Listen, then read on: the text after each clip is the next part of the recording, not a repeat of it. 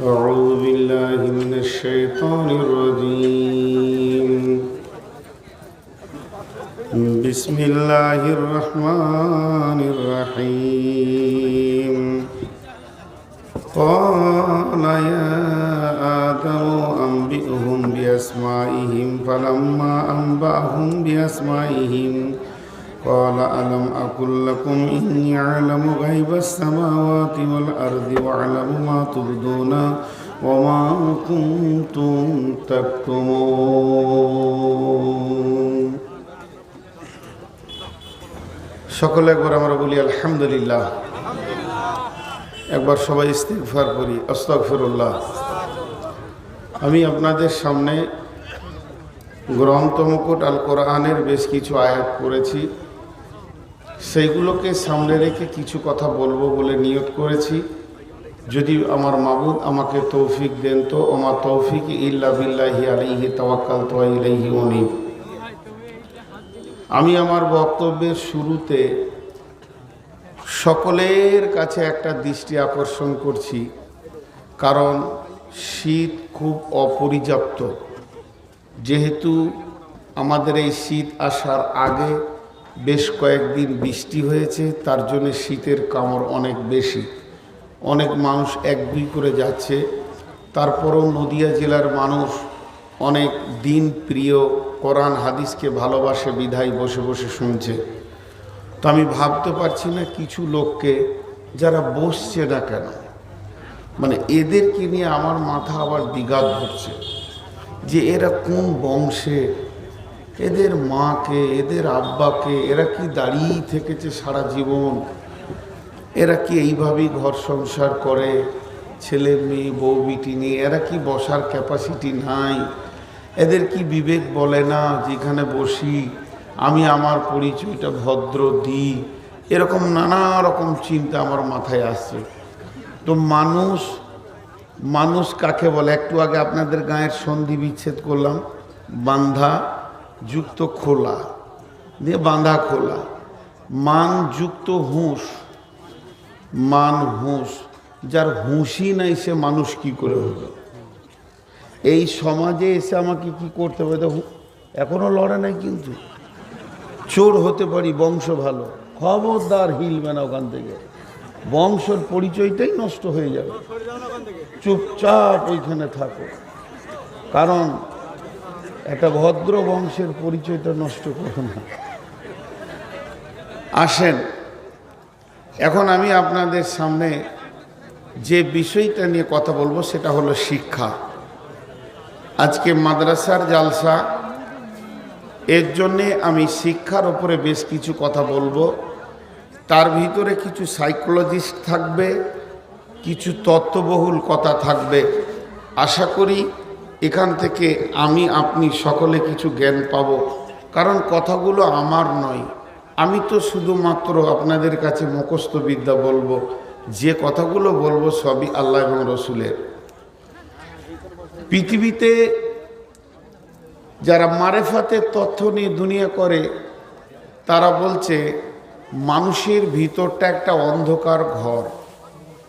অন্ধকার ঘর, এটা একটা বাড়ি। আমাদের আব্দুল আলিম বাংলাদেশের গায়ক কি বলেছেন? পরের জায়গা পরের জমি, ঘর বানাইয়া আমি রই, আমি তো সেই ঘরের মালিক নই। এই ঘরটার মালিক আল্লাহ, কিন্তু ভিতরে আমি আত্মা আছি, কিন্তু ঘরটা অন্ধকার। এটা অন্ধকার ঘরে আলো জ্বালবো কিভাবে? মোমবাতি দিলেই তো আলো জ্বলে যাবে।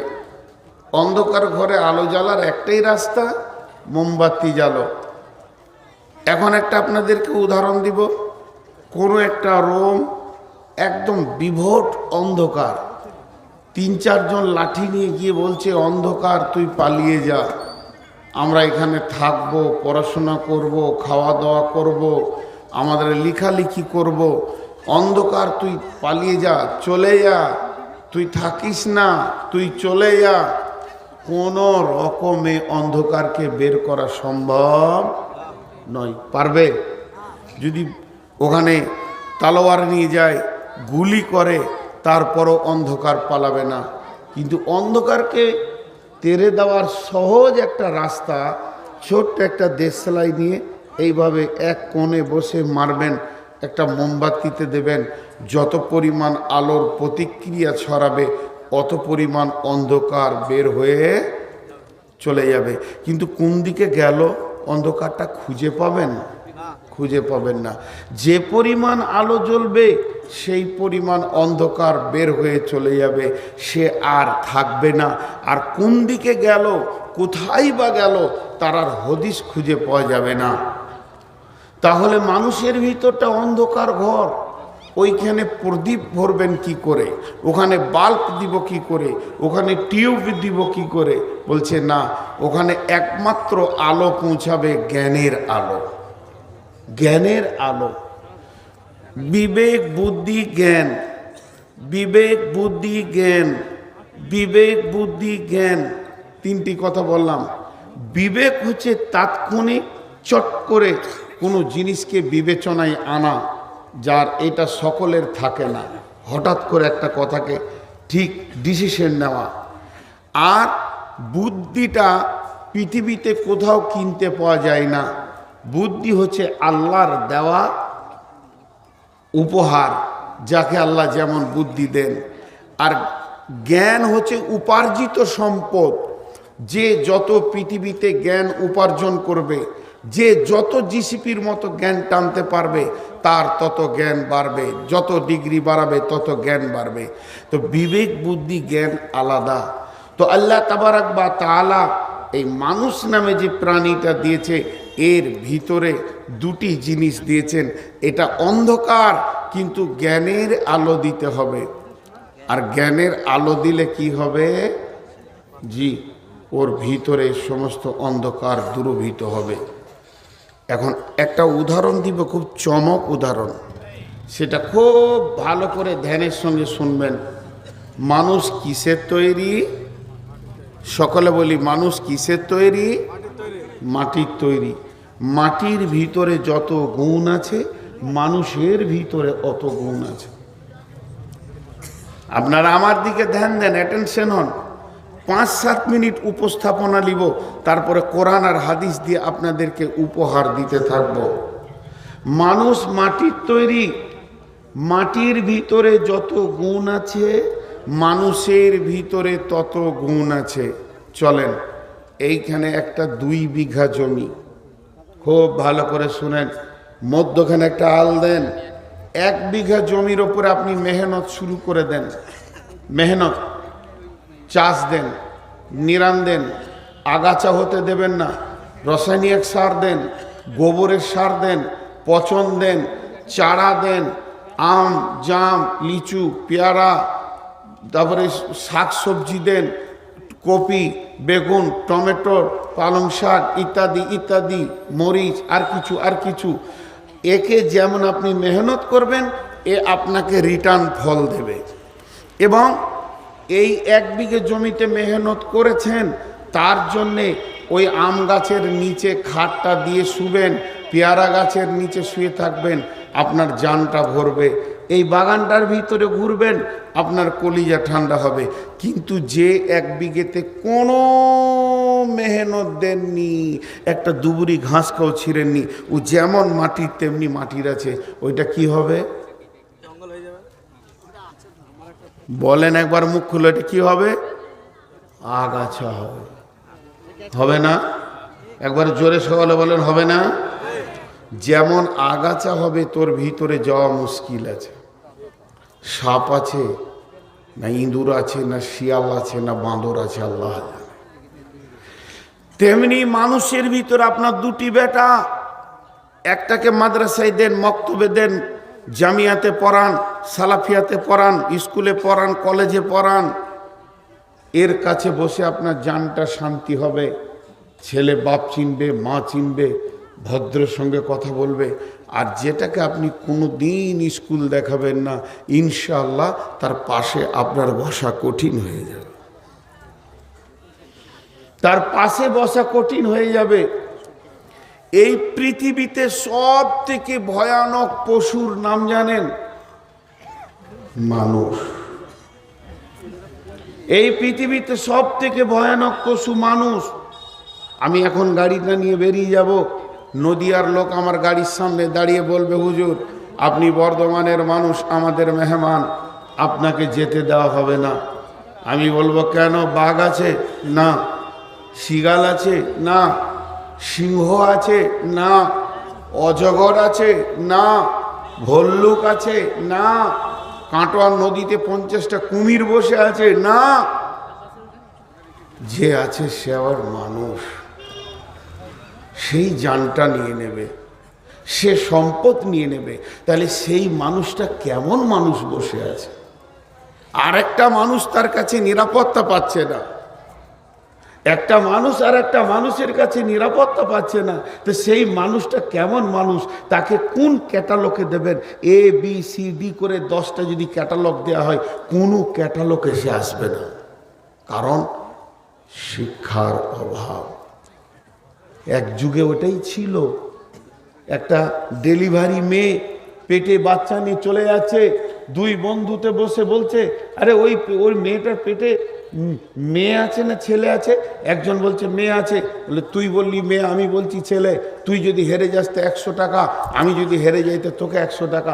চল, মেয়েটাকে ধরে নিয়ে এসে কেটে পেট ফিরে বাচ্চাটাকে বার করে দেখলো, হো হো করে যে জিতলো হাসলো, আর যে হেরে গেল সে মন খারাপ করে 100 টাকা দিল, কিন্তু মধ্যখান থেকে 2টা প্রাণ চলে গেল, এর কোনো চিন্তা ছিল না। জামানা জাহিলিয়াত ছিল। আল্লাহ তাবারাক ওয়া তাআলা মানুষকে প্রথম যেটা দিয়েছেন সেটা কি? জ্ঞান। জোরে বলেন, মানুষকে যেটা প্রথম দিয়েছে সেটা কি? জ্ঞান। আমার ওস্তাদ একটা উদাহরণ দিচ্ছে, ওইটা না বলে ছাড়তে পারছি না। 2 ভাই যমজ, 1 ঘন্টা আগে পিছে জন্ম নিয়েছে। 2 ভাই, একজন পড়াশোনা করছে, পড়ছে অনেক আপার লেভেলে চলে গেছে, আর একটা গরু চড়াইতে অনেক ডিপার লেভেলে চলে গেছে। গরিবের সংসার। ছেলে পড়াশোনা করে কলকাতায় আজাদ কলেজে, 3 দিনের ছুটিতে বাড়ি এসছে, দেখছে মা আব্বা ঝগড়া করছে, মনটা খারাপ। মা বাপ ঝগড়া করলে বিচার করা কঠিন কি কঠিন নয়? আরে বলেন। মাঝে একটা কথা বলে নি, অনেক ছেলে বাপকে থেট দেয়, এই দেখো আমরা জোয়ান হয়ে গেছি, মা কোরকম বকবে না, বলে দিচ্ছি ভালো হবে না। এটা বলা যাবে? বলা যাবে না। বলছে যদি তোমার মনে হয় যে আমার মায়ের অনেক কষ্ট হচ্ছে, আব্বা মারছে, তো মাকে কোলে ভরে নিয়ে পিঠ পেতে দিয়ে তুমি মার কটা খেয়ে নাও, তারপরও বাপের লাঠি কাটা যাবে না, তো শিক্ষিত ছেলে, সে অনেক বকাবকি শুনলো মা বাপের। বাপ বকতে বকতে গিয়ে বাড়ির বাইরে রাস্তার ধারে বরগাছের নিচে চুপ করে বসে আছে, মন খারাপ। শত হলেও স্ত্রী তার বিরুদ্ধে কথা বলেছে, মন খারাপ। ছেলেটা গেল মায়ের কাছে বসলো, মা আমরা বড় হয়েছি, কলেজে পড়ছি, আল জামিয়া মাদ্রাসায় পড়ছি, কত আলিম ওলামা আমাদের বন্ধু বান্ধব বাড়িতে আসছে, যদি শুনে ওদের মা বাপ ঝগড়া করছে, আমরা মান সম্মান নিয়ে বাঁচতে পারবো না আম্মু? এরকম ঝগড়া করা যাবে? কাল বাদ পরশু আমরা বিয়ে করব, যদি শুনে ওদের মা বাপ ঝগড়া করছে, তো ভদ্র ঘরের কেউ মেয়ে দেবে? আমরা ভালো ঘরের বউ পাবো? মা এটা করিও না। আব্বা আমাদেরকে মানুষ করতে খাটতে ওর মাথা ব্রেন সব চলে গেছে, এখন যা প্রয়োজন আমাদেরকে বলবেন, আব্বা কার বিরক্ত করিয়েন না। মায়ের মনটা ঠান্ডা হয়ে গেল, ছেলে ঠান্ডা করে দিল। ওইদিকে গিয়ে দেখছি আব্বা মন খারাপ। আব্বা কিসের মন খারাপ? এমনি তো মেয়ে মানুষ, তারা তো কথা বেশি বলে, রসুল বলেছেন ওদের কথা তো অত যদি আপনি প্রভাবিত হবেন, চলবেন কি করে?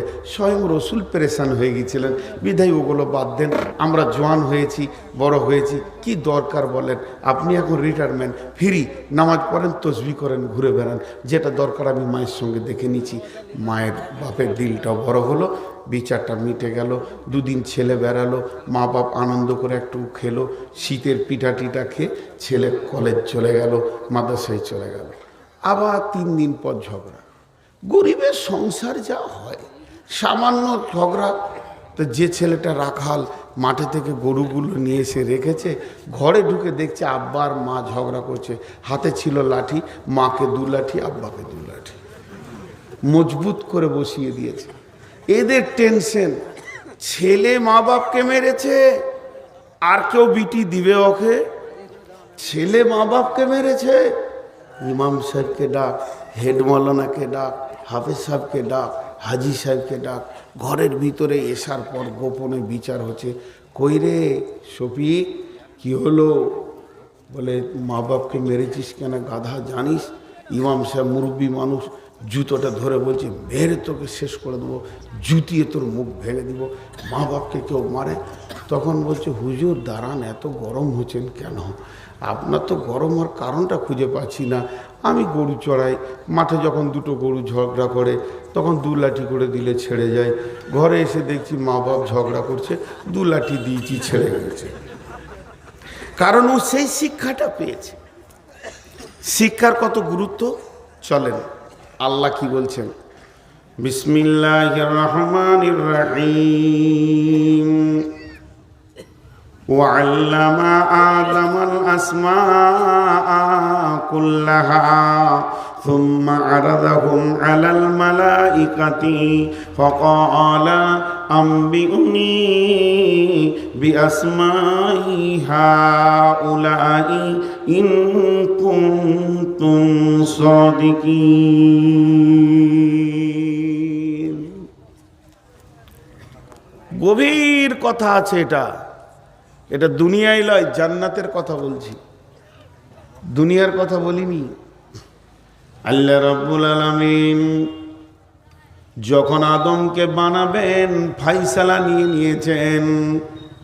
ফেরেশতাদের মতামত জানতে গেলে ফেরেশতারা বলেছিল, এ আল্লাহ, ওরা পৃথিবীর বুকে খুন বইবে, ঝামেলা করবে, ফাসাদ করবে। নাহনু নুসাব্বিহু ওয়া নুকাদ্দিসু লাকা, নাহনু নুসাব্বিহুকা ওয়া নুকাদ্দিসু লাকা, ক্বালা ইন্নী আ'লামু মা লা তা'লামুন। আমরাই যথেষ্ট আপনার ইবাদতের জন্যে। আল্লাহ বললেন আমি যা জানি তোমরা তা জানো না। এরপর আদমকে বানালেন। আদমের অবয়বটা সুন্দর করে আল্লাহ নিজের হাতে বানিয়েছেন। পৃথিবীর বুকে 2 চোখে যা দেখছি সবগুলো কোন ফায়াকুনের মধ্য দিয়ে হয়েছে। শুধু একটা জিনিসে আল্লাহ হাত লাগিয়েছেন, সেটা হলো আদমের অবয়ব বানিয়েছেন। আদমের ভিতরে আত্মা দিল, সঞ্চারিত হলো। এরপরে আদমের পিঠে হাত রেখে সমস্ত আত্মাকে বের করলেন। কিন্তু আল্লাহ তাবারাক ওয়া তাআলা আদম বনাম ফেরেশতা একটা প্রতিযোগিতার ময়দান বানালেন। একদিকে আদম আর একদিকে ফেরেশতা। জি, আমি বড় রাঁধুনি, তুমি বড় রাঁধুনি, কি আমার দেখা দরকার নাই। আগে সামান্য খাইয়া দাও, তারপরে বলবো কেমন রাঁধুনি। আমি বড় প্লেয়ার, তুমি কত বড় প্লেয়ার আমার দেখার দরকার নাই। আগে আমার সামনে 5খানা গোল প্রতিপক্ষকে ভরে দাও, তবেই তোমাকে বলবো বড় প্লেয়ার। 200টা রান কি 50টা রান প্রতিপক্ষ থেকে তুমি বেশি করো, তবেই তোমাকে প্লেয়ার স্বীকার করব। তো যখন 2 পক্ষ নামে, মধ্যখানে কে থাকে? ফুটবল। 2 পক্ষ যখন নামে, মধ্যখানে কে থাকে? Bat ball. তাহলে এই ব্যাট বলকে দিয়ে 2 বলকে পরীক্ষা করে একজনকে উত্তীর্ণ করা হয়, ফুটবলকে দিয়ে একজনকে উত্তীর্ণ করা হয়। ফেরেশতা আর আদম নেমেছেন, কে জিতবে কে জিতবে। মাঝে কে ছিল? জোরে বলেন কে ছিল? শিক্ষা। সকলে জোরে বলেন কে ছিল? শিক্ষা। আদম আলাইহিস সালাম মূর্খ, কিছুই জানেন না। পৃথিবীর প্রথম মাস্টারের নাম কি? টিচারের নাম কি? শিক্ষকের নাম কি? তিনি হলেন স্বয়ং আল্লাহ। আল্লাহ তাবারাক ওয়া তাআলা আদমকে কয়েকটি জিনিসের নাম শিখিয়ে দিলেন। তার মানে প্রাইভেট নিলেন, কোচিং নিলেন, টিউশনি নিলেন, যে ফেরেশতারা কেউ নাই। আল্লাহ বলেন আদম, এটার নাম আলু, এটার নাম পেঁয়াজ, এটার নাম আদা, এটার নাম রসুন, এটার নাম আপেল, এটার নাম আঙ্গুর, এরকম বেশ কিছু মালের নাম বললেন। আদম একদিন ক্লাস করলো, কিছুটা শিক্ষা লোড হয়ে গেল, জ্ঞানের আলো আদমের ভিতরে ঢুকে গেল। এরপর আল্লাহ ফেরেশতাদেরকে ডাকলেন, মালগুলোকে সামনে রেখে আল্লাহ বললেন, ইয়া আদম আম্বিউনি বিআসমাই হাউলাই, এই জিনিসগুলির নাম তুমি জানো কি? তো বলো।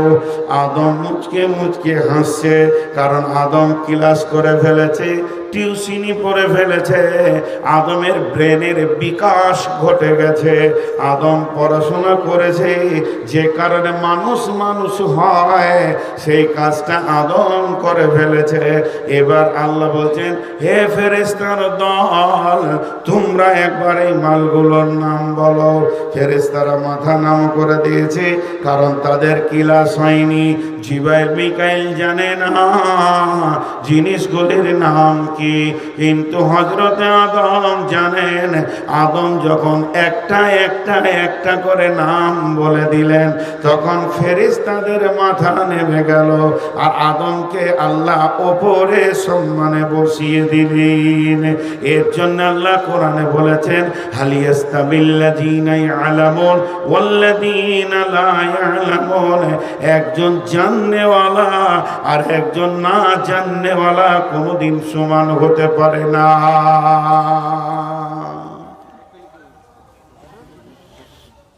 তাহলে মানুষ মানুষ হলো কি নিয়ে? জোরে বলেন, কি নিয়ে? জ্ঞান, শিক্ষা। আপনারা আমার সঙ্গে কথা বলেন, আরো যত সময় যাবে তত তথ্যবহুল কিছু কথা আসবে। আপনারা জীবিতর মতো একটু আওয়াজ দেবেন। জ্ঞান নিয়ে, শিক্ষা নিয়ে মানুষকে ওপরে তুললেন আল্লাহ, ফেরেশতা নিচে চলে গেল, তাহলে শিক্ষার কত মূল্য। এরপরে আল্লাহ রব্বুল আলামিন শিক্ষাকে এত মূল্যবান দিলেন, সমস্ত আত্মাগুলোকে এক জায়গায় জমা করলেন।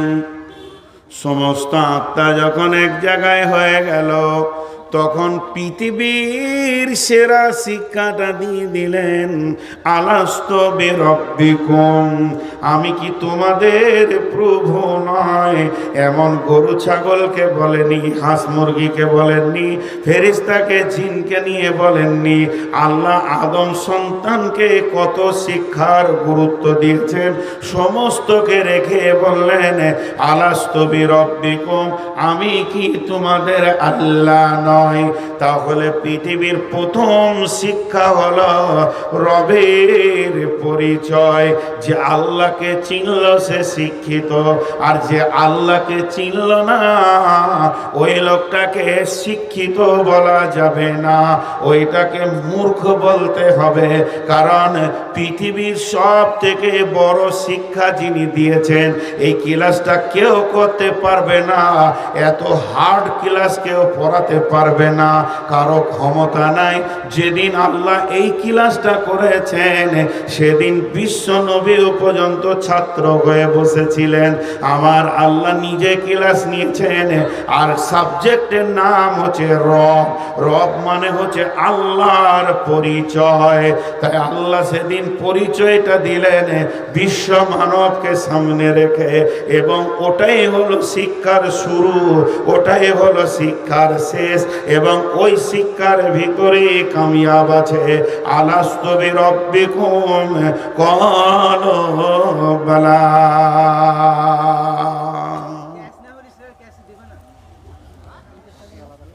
ভাগ্য ভালো ব্যাংকে চাকরি পায় নাই, তাহলে এক প্যাসেঞ্জার ঢুকতো না, কাস্টমার সব পালিয়ে যেত। ব্যাংকে 3 কোটি টাকা গুনে দেয়, কোনো সাউন্ড হয় না। জি, আপনারা আমার দিকে ধ্যান দেন।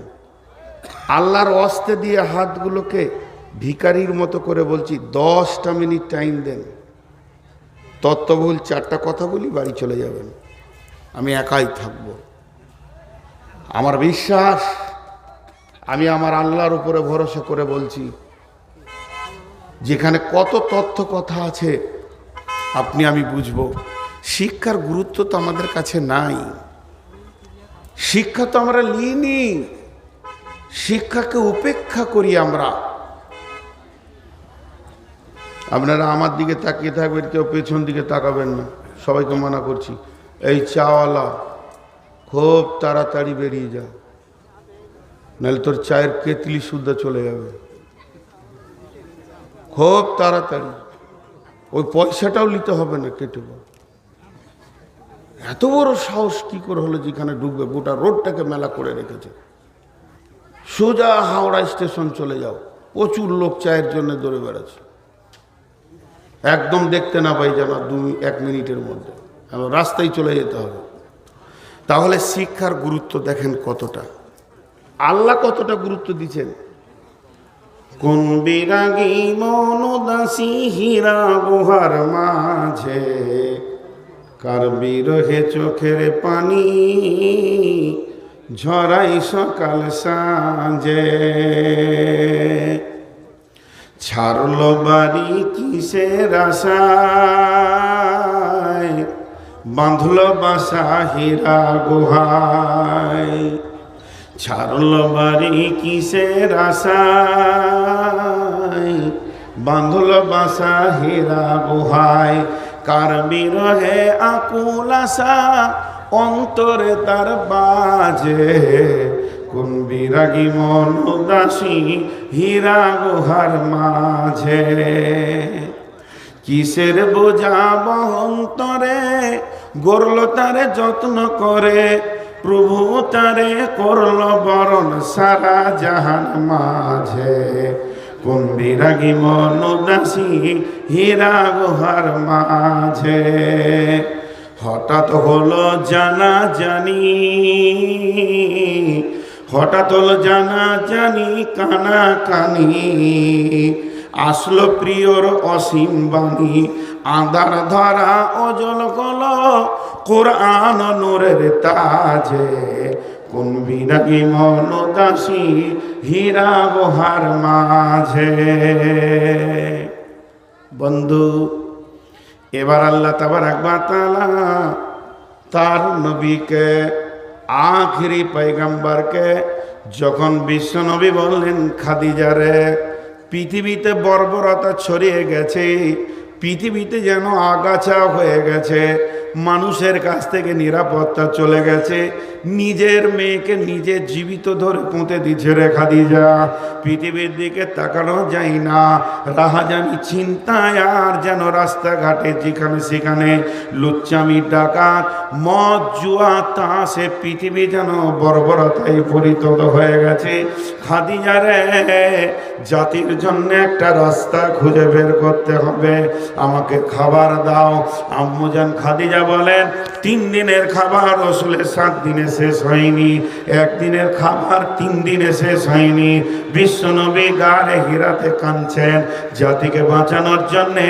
ওই জাতি কোন রাস্তায় গেলে, কোন আলোটা পৃথিবীতে আসলে এই অন্ধকার বর্বরতা দূর হবে।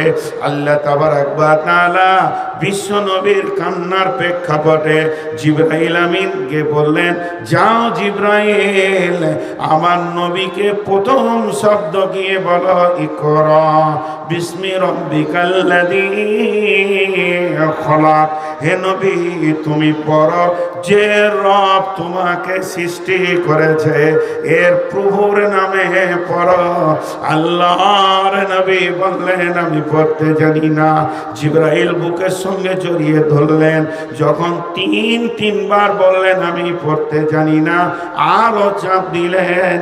আর এমন সময় নবীজি বলতে শুরু করলেন, ইকরা বিসমি রাব্বিকাল্লাযী খলাক, খলাকাল ইনসানা মিন خلق اقرأ وربك الأكرم الذي علم بالقلم علم الإنسان ما لم يعلم পাঁচখানা আয়াত এলো ছখানা এলো না চারখানাও এলো না প্রথম আয়াত পাঁচখানা এলো পৃথিবী আলো করার জন্যে পাঁচটা আয়াত এলো কেন এই পৃথিবীর মানুষের জন্যে পাঁচটা জিনিসের বড় প্রয়োজন আছে অন্ন বস্ত্র চিকিৎসা আর আপনার কিনা শিক্ষা আর স্বাস্থ্য এই পাঁচটা জিনিসকে আমার রব প্রথম দিয়ে পাঠালেন এবং বিশ্ব মানবের কল্যাণের জন্য প্রথম শব্দ দিলেন পর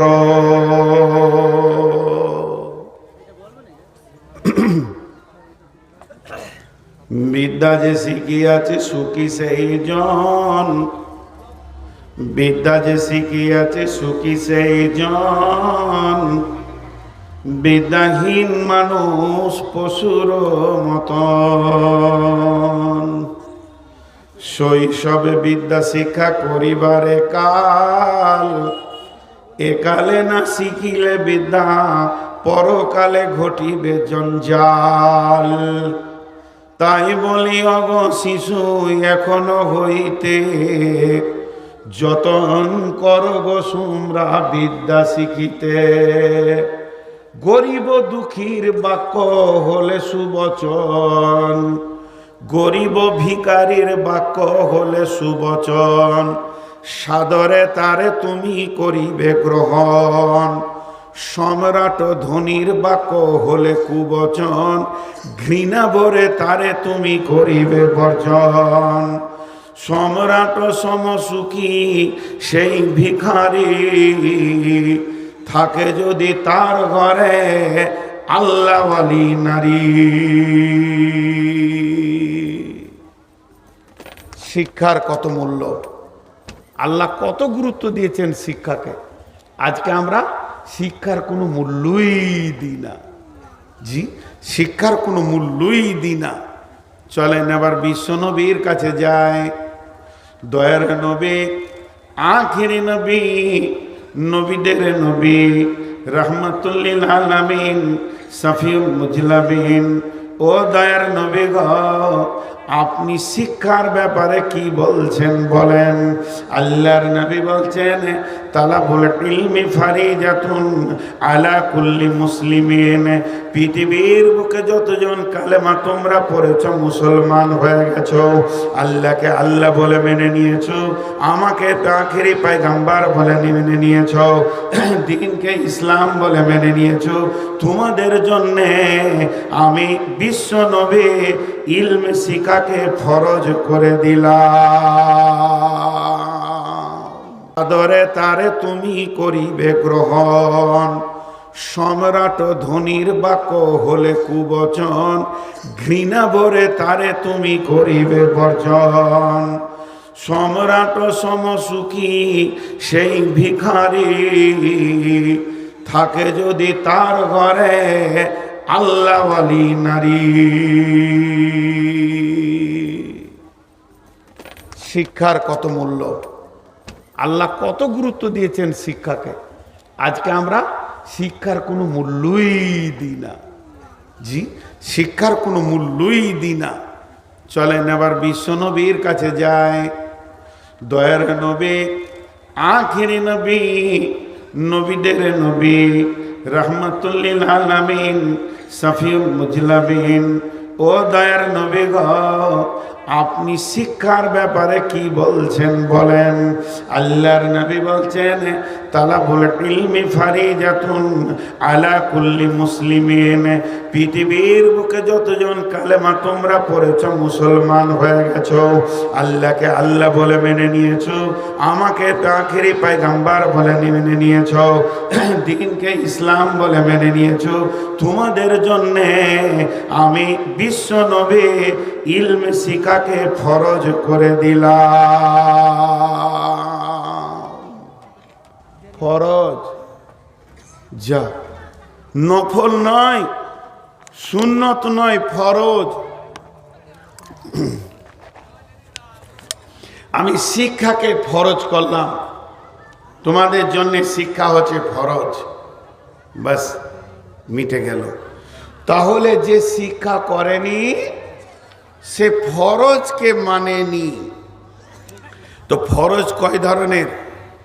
ফরজ কয় রকম? দুই রকম। ফরজ কয় রকম? দুই রকম। একটা হলো ফরজে কেফায়া আর একটা ফরজে আইন। একটা হচ্ছে ফরজে কেফায়া আর একটা ফরজে আইন, এটা বাংলায় বলছি।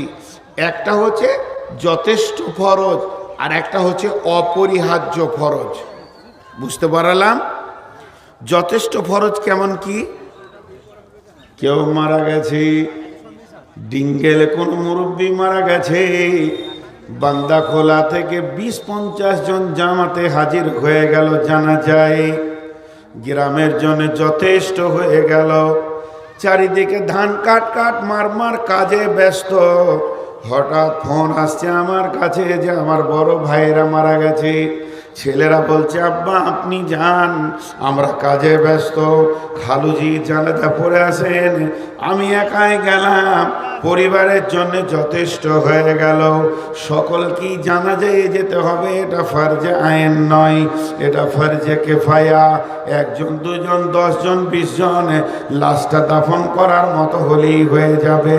কিন্তু জোহরের আজান হলে ছেলেরা যদি বলে আব্বা আমরা কাজে ব্যস্ত, নামাজটা আপনি পড়ে আসেন, চলবে না। যতগুলো বালেক বালেগা আছে এবং যারা মুসলমান কালেমা পড়েছে প্রত্যেককেই জোহরের নামাজ পড়তেই হবে। এটাকে ফরজে আইন বলে। ফরজে আইন মানে অপরিহার্য ফরজ।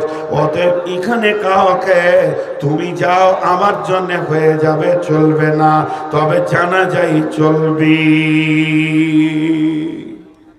নদিয়ার লোককে একটা কথা জিজ্ঞেস করছি, সবাই একবার আল্লাহর হস্তে মুখটা খুলবেন। আপনাদের দিকে জানাজাতে বেশি গুরুত্ব দিয়ে নামাজিরা যায়, বেনামাজিরা যায়, না ফরজ নামাজে যায়? বেশি যায়। হ্যাঁ, বসে বসে বিড়ি খেয়েছে, জোহরের নামাজ হচ্ছে অসুবিধা নেই, যে জানাজায় ধরে নিলে ওগুলোকে মেরে বের করে দেবেন, নাইলে ও মুর্দা আবার নেকি পাবে না, ঘুরিয়ে ভেজাল হবে, দোয়া কবুল হবে না। এগুলো বদমাস। তো যাই হোক, ওটা আমার বিষয় নয়। তাহলে শিক্ষাটা কি? কোন ফরজ? শিক্ষাটা কি ফরজে আইন, অপরিহার্য ফরজ, না ফরজে কেফায়া? 2-4 জন হলেই হবে। জি ভাই, অপরিহার্য ফরজ। তাহলে সবাইকে মৌলবি হতে হতো। শিক্ষা হলো ফরজে আইন, আবার ফরজে কেফায়া। শিক্ষা হচ্ছে ফরজে আইন, আবার ফরজে কেফায়া। ফরজে কেফায়া কি?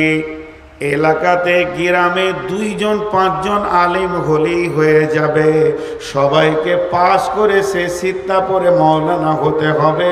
এটা ফরজে আইন নয়, এটা ফরজে কেফায়া। এটা যদি ফরজে আইন হতো তাহলে পাবলিকরা জাহান্নাম চলে যেত, একজন জান্নাত পেত না। অতএব আলেম হওয়াটা ফরজে কেফায়া। 1 জন 2 জন 20 জন এলাকায় আলেম হলেই চলবে। কিন্তু এমন 2টি শিক্ষা আছে, এই 2টি শিক্ষাকে প্রত্যেকটা মানুষকে শিখতেই হবে।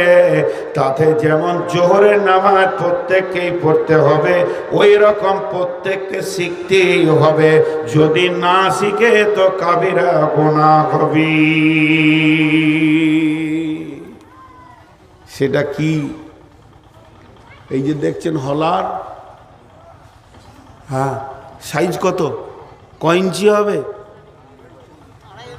2 ইঞ্চি 2.5 ইঞ্চি। খুব মারলাম, বড় যাদের তো 2.5 ইঞ্চি 2 ইঞ্চি, ঠিক না ভুল? কুইন্টালের গরু ঢুকে গেছে, সাংঘাতিক ব্যাপার। এ হলার যে কত বড় মজবুত, এতে উঁটও পার হয়ে যায়। যায় কি যায় না? কথা বলে না, যায় কি যায় না? তেমনি শুনেলেন আল্লাহ তাবারক ওয়া তাআলা 2-1টা শিক্ষাকে, 2টি জিনিস শিক্ষাকে ফরজে আইন করে দিয়েছেন। আম্মা জান আয়েশা বলেন ইয়া রাসূলুল্লাহ, ইয়া হাবিবাল্লাহ, দয়ার নবী, আপনি আমাকে পাক হওয়া শিখিয়ে দেন, আমি কেমন করে পাক হব? বিশ্ব নবী বলেন, আয়েশা রে, তোমাকে পাক হতে গেলে শিখতে হবে কি? প্রথমে তুমি রুজিকে পাক করো। কাপড় চোপড় যদি ময়লা হয়, না পাক হয়ে যায়, সাবান দিয়ে ধুলে পাক হয়ে যাবে। কিন্তু রুজিতে যদি হারাম ঢুকে যায় রে আয়েশা, তাহলে কি হবে? তার থেকে মাংস হবে, রক্ত হবে, হাড় হবে। এটা পৃথিবীর সাবান দিয়ে যদি সমুদ্রের পানিতেও তুমি ডুবো, আর তুমি পাক হবে না। এটা তখনই পাক হবে, সোনাকে যেমন খাদ বের করার জন্য আগুনে অ্যাসিডে দেওয়া হয়, যতক্ষণ পর্যন্ত জাহান্নামের আগুনে তোমাকে না দেওয়া হবে, অতক্ষণ পর্যন্ত তোমার দেহ পাক হবে না। এইখানে যেন হারাম না ঢুকে। এইখানে কে বসে আছে? কাস্টম। এই অফিসারটা কে? কাস্টম। পচা মাল যেন না ঢুকে যায়, চেক আপ করবে। যদি কেকটা পচা হয়, সঙ্গে সঙ্গে বলবে খাস না, পেটে গোলমাল হবে। এই জন্য আল্লাহ কাস্টম বসিয়ে রেখেছে, আছে না? ঢুকতে দিচ্ছে না। তেমনি আমার নবী বলছেন, এক নম্বর তোমার শিখা ফরজ, এই জায়গায় যেন হারাম না ঢুকে যায়। তার মানে কোন লোক যদি মনে করে আমি গরুর ব্যবসা করব, কেউ মনে করছে আমি ছাগলের ব্যবসা করব, কেউ মনে করছে আমি কাপড়ের ব্যবসা করব, কেউ মনে করছে আমি প্লাস্টিকের ব্যবসা করব, কেউ নিয়ত করেছে মুদিখানা দোকান করব, কেউ নিয়ত করেছে আমি ওষুধের দোকান করব, কেউ নিয়ত করেছে আমি চাষ করে খাবো, কেউ নিয়ত করেছে আমি লিভার খেটে খাবো। ওই বিষয়ে যতগুলো রসুলের হাদিস আছে তুমি আগে জানবে, তারপরে সেই ইনকামে নামবে, নচেত তোমার পেটে হারাম চলে যাবে। এটা হলো ফরজে আইন, প্রত্যেকটি মুসলমানকে শিখতেই হবে। নাম্বার 2, প্রতিদিন আল্লাহর হুকুম কটা আমার কাছে আসছে? সপ্তাহে একটা জুমা, প্রতিদিন 5 ওয়াক্তের নামাজ, মাসে বছরে একটা মাস রোজা। আল্লাহর হুকুমগুলো কেমন করে আমার কাছে আসছে, আর আল্লাহর নবী ওই হুকুমটা কিভাবে পুরা করে দিয়েছিলেন, কিভাবে সমাধান করেছিলেন, আল্লাহর হুকুমটাকে আল্লাহকে কিভাবে জমা দিয়েছিলেন, প্রত্যেকটি মুসলমানকে জানতে হবে। আল্লাহর হুকুম, নামাজটা কেমন ভাবে পড়ব, রুজুটা কেমন ভাবে করব, এই দুটি শিক্ষা, একটা হলো ইবাদতগুলি আর একটা হলো ইনকাম। এই দুটি শিক্ষা করা ফরজ, শুধু ফরজ নয়, ফরজে আইন।